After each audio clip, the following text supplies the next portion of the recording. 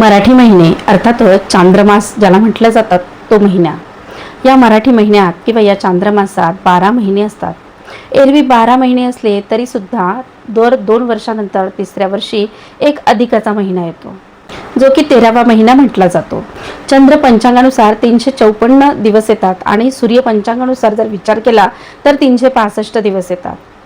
अशा प्रकारे दोनही पंचांगांमध्ये 11 दिवसांचा फरक पडत असतो आणि या 11 दिवसांच्या पडलेल्या फरकामुळे एक अतिरिक्त अधिकाचा महिना येत असतो. आता 32 महिने आणि 16 दिवसांनी हा फरक जवळजवळ 1 महिना इतका चाललेला असतो आणि म्हणूनच या वेळेचा ताळमेळ घालता यावा यासाठी हा अधिकाचा महिना चांद्रमासात गणला जातो. हा जोडला गेलेला अधिकाचा महिना, या महिन्याला बोलीभाषेत धोंड्याचा महिना असे म्हटले जाते, तर आपण पुरुषोत्तम मास किंवा मलमास असं सुद्धा म्हटलं जातं. आता मलमास का म्हणतात तर या महिन्यात कुठल्याही प्रकारची शुभ कार्य केली जात नाहीत, म्हणून या महिन्याला मलमास म्हणतात. या संपूर्ण महिन्यात भगवान श्री हरी विष्णूंच्या पूजेला, त्यांच्या नामस्मरणाला अतिशय महत्त्व आहे. या महिन्याला बोलीभाषेत धोंड्याचा महिना असे सुद्धा म्हटले जाते. बरं, धोंड्याच्या महिन्यात अनेक प्रकारच्या शंका विचारल्या जातात, ज्यात प्रामुख्याने या अधिकाच्या महिन्यात कुठली शुभ कार्य केली जावीत किंवा मग शुभ कार्य केलेली चालतात का, आणि जर चालत असतील तर कुठली कार्य करावीत, तेव्हा या अधिकाच्या महिन्यात कुठली कार्य करावीत आणि कुठली कार्य करू नयेत हे बघूया. त्याचबरोबर जर वाढदिवस असेल, श्राद्ध असेल तर हे श्राद्ध किंवा वाढदिवस कधी करावा किंवा कराव्यात का, किंवा अधिक महिन्यात कुठली व्रतवैकल्य केली जावीत, किंवा मग कुठली अशी कामं आहेत जी कामं या धोंड्याच्या महिन्यात अजिबात करू नयेत. तर मग अशाच सगळ्या प्रश्नांची उत्तरं आजच्या या व्हिडिओमधून आपण जाणून घेणार आहोत. त्यासाठी व्हिडिओ मात्र शेवटपर्यंत आवर्जून पहा. आणि हो, व्हिडिओ आवडला तर व्हिडिओला लाईक आणि शेअर सुद्धा करा. चॅनलवर जर नवीन असाल आणि चॅनलला अजूनही सबस्क्राईब केलं नसेल तर आजची संधी सोडू नका आणि चॅनलला सबस्क्राईब करायलाही विसरू नका. तेव्हा सर्वप्रथम जाणून घेऊया की या अधिकाच्या महिन्यात कुठली कामं करणं टाळलं पाहिजे.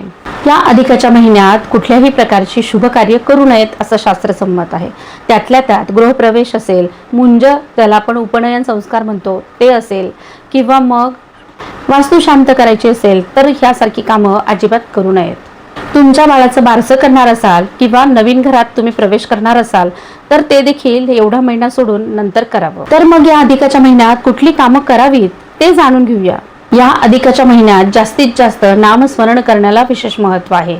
भगवान श्री हरी विष्णूंना समर्पित असलेला हा मलमास किंवा पुरुषोत्तम मास, या पुरुषोत्तम मासास याच श्री हरी विष्णूंचे पूजन करण्याला महत्त्व आहे. तसेच त्यांचा नामजप करणंही तितकंच महत्त्वाचं आहे. आणि म्हणूनच या महिन्यात जर तुम्हाला शक्य असेल तर तुम्ही वैजंतीच्या माळीवर ओम नमो भगवते वासुदेवाय या मंत्राचा जप करू शकतात. यथाशक्ती जप केल्यास तुमच्याकडून ही सेवा पूर्ण होणार आहे. किंवा मग ज्याला नसेल ओम नमो भगवते वासुदेवाय या मंत्राचा जप करणं जमत नसेल तर तुम्ही ओम नारायणाय विद्महे वासुदेवाय धीमहि तन्नो विष्णू प्रचोदयात हा नारायणांचा मंत्र सुद्धा, ज्याला आपण विष्णू गायत्री मंत्र म्हणतो, त्याचा सुद्धा जप आपण या महिन्याच्या अनुषंगाने करू शकतो.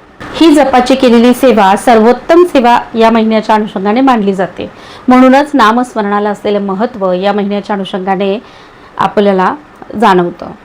अधिक महिन्याच्या निमित्ताने अधिक मासाची पोथी ज्याला ग्रंथ म्हणतो त्याचं पारायण देखील आपण महिनाभर करू शकतो.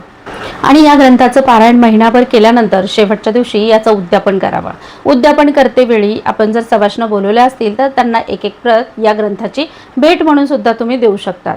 पूजापाठासोबतच व्रतवैकल्यासोबतच अधिक महिन्याला सगळ्यात जास्त महत्त्वाचं मानलं जातं ते दानधर्म करण्यासाठी, ज्यात प्रामुख्याने अन्नदान असेल, वस्त्रदान असेल, किंवा मग पुस्तक दान असेल, यासारखी दानं करण्यालाही महत्त्व आहे. या अधिक महिन्याच्या अनुषंगाने सकाळी लवकर उठून शुचिर्भूत होऊन भगवान नारायणांचा जप केला जातो. या बाळकृष्णाच्या मूर्तीला रोज सकाळी अभिषेक केला जातो. अभिषेकासाठी प्रामुख्याने व्यंकटेश स्तोत्र, पुरुष सूक्त, श्री सूक्त किंवा मग विष्णू सहस्रनाम यांचा पठण केलं जातं. समजा तुम्ही बाळकृष्णाच्या मूर्तीवर अभिषेक करत असाल तर या पद्धतीने अभिषेक करावा. जर नसेल करत तर तुम्ही नुसतं याचं पठण केलं, वाचन केलं तरी सुद्धा तुमच्यासाठी ते नक्कीच हितावह ठरणार आहे. मात्र जर वेळेअभावी तुम्हाला हे करणं शक्य नसेल, बाळकृष्णाच्या मूर्तीवर अभिषेक करता येत नसेल, बाळकृष्णाच्या मूर्तीसमोर बसून किंवा देवघरासमोर बसून तुम्हाला स्तोत्रमंत्राचं पठण करता येत नसेल तर मग हरकत नाही. तुम्ही फक्त या दिवशी श्रवण केलं या स्तोत्रमंत्राचं तरी देखील चालणार आहे. कारण सगळ्या भक्तींसोबतच श्रवण भक्तीलाही तितकंच महत्त्व आहे आणि म्हणूनच तुम्ही जर या स्तोत्रमंत्राचं श्रवण करत असाल तरी ते ग्राह्यच धरला जाईल.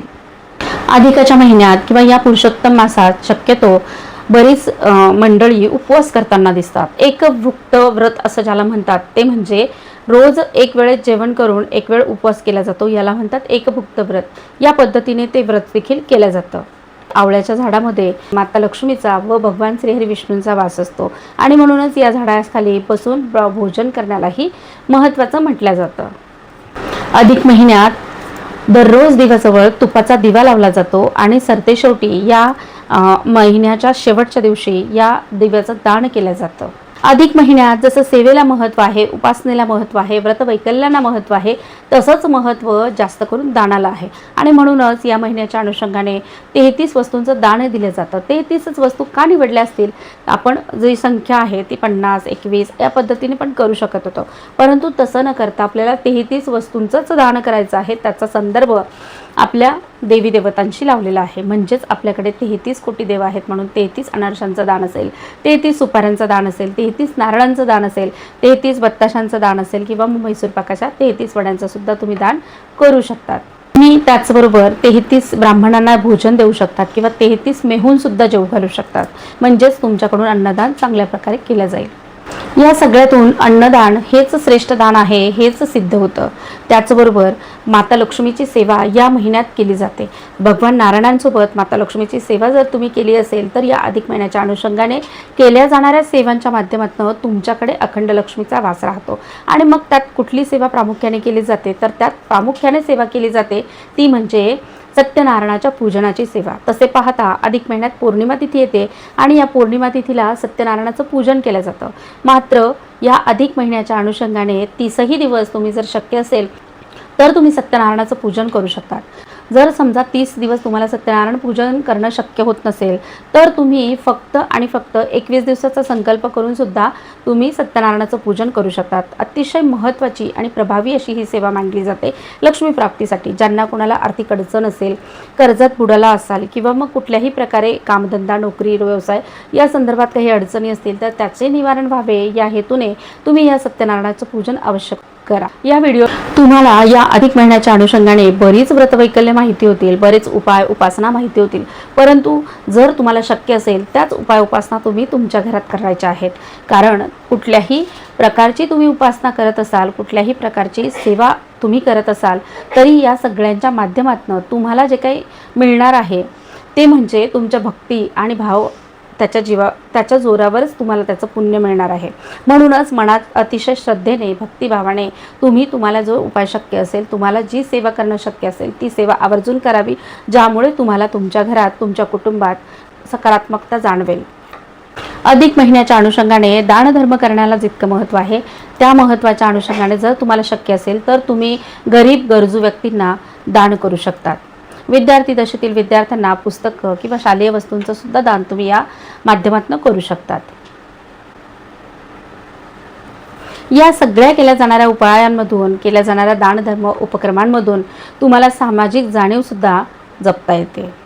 सामाजिक बांधिलकी सुद्धा तुमच्याकडून जपली जाते. आता ह्या सगळ्याच्या मध्ये अतिशय महत्त्वाची गोष्ट म्हणजे या अधिक महिन्याच्या अनुषंगाने लगबग सुरू होते ती नव्याने लग्न झालेल्या मुलीला आणि जावयाला घरी आणण्यासाठी. या मुलीला आणि जावयाला घरी बोलवून म्हणजे तिच्या माहेरी बोलवून तिचं पूजन केलं जातं. जावयाचं पूजन करून त्याला 33 अनारशांचं, 33 बत्ताशांचं किंवा 33 म्हैसूर पाकाच्या वड्याचं सुद्धा दान केलं जातं. त्याचं आता जे काही स्वरूप आहे ते बदलत चाललेलं आहे. प्रतिष्ठा याकडे ते स्वरूप झुकत चाललं आहे. पण तरीसुद्धा जे महत्त्वाचं आहे ते म्हणजे 33 अनारशांचं दान महत्त्वाचं आहे. जावयाला दान देताना ते झाकून दान दिलं जातं. त्या लेकीला आणि जावयाला माहेरी बोलवून विष्णू समान त्या जावयाला मानून त्याचं पूजन केलं जातं आणि त्याला भोजन देऊन त्याचा आदर सत्कार केला जातो. या सगळ्यांच्या व्यतिरिक्त अजून कुठली गोष्ट आहे जी अत्यंत महत्त्वाची मानली जाते तर ती म्हणजे नदी स्नान, तीर्थस्नान असेल तर ते अत्यंत शुभ मानलं जातं. या नदी स्नानाला किंवा तीर्थस्नानाला अतिशय अत्यंत महत्त्व आहे. लक्ष्मी प्राप्तीसाठी तुम्ही तुमच्या घरात अखंड दीप सुद्धा लावू शकतात. जर तुम्हाला शक्य असेल तर तो दिवा तुम्ही गाईच्या तुपाचा लावावा. जर तुम्हाला शक्य नसेल तर गाईच्या तुपाऐवजी तुम्ही तिळाच्या तेलाचा सुद्धा दिवा लावू शकतात. लक्ष्मी प्राप्तीसाठी अजून एखादा उपाय करायचा झालास तर तुम्ही तांबूलाचं दान सुद्धा करू शकतात. या सगळ्यामध्ये अतिशय महत्त्वाची गोष्ट म्हणजे तुम्हाला गोपूजन सुद्धा या महिन्यामध्ये अतिशय महत्त्वाचं मानलं जातं. आता हे गोपूजन अर्थातच गाईचं पूजन करून गाईला घासभर अन्न खाऊ घालणं यालाच आपण म्हणतो गोपूजन, जे की अत्यंत शुभ आणि महत्त्वाचं आहे. समजा संपूर्ण महिनाभर जर तुम्हाला दानधर्म करणं शक्य झालं नसेल तरी सुद्धा तुमच्याकडून निदान शुक्ल व कृष्ण द्वादशी, पौर्णिमा, अष्टमी, नवमी, चतुर्दशी आणि अमावस्या या तिथींना तरी दानधर्म अवश्य करावा. आता समजा या अधिकाच्या महिन्यात एखाद्या बाळाचा जन्म झाला असेल तर त्याचा वाढदिवस कधी साजरा करावा, तर येणाऱ्या निज ज्येष्ठ असेल म्हणजे जो काही अधिकाचा महिना आलेला आहे त्याच्या व्यतिरिक्त जो काही महिना आहे त्या महिन्यात त्या तिथीला तो वाढदिवस साजरा करावा. तसेच जर तुमच्याकडे कोणी गेलं असेल, त्यांचं श्राद्ध कर्म असेल तर ते श्राद्ध कर्म सुद्धा या अधिकाच्या महिन्यात न करता जो निज ज्येष्ठ आहे त्या निज ज्येष्ठात तुम्ही ते करू शकतात.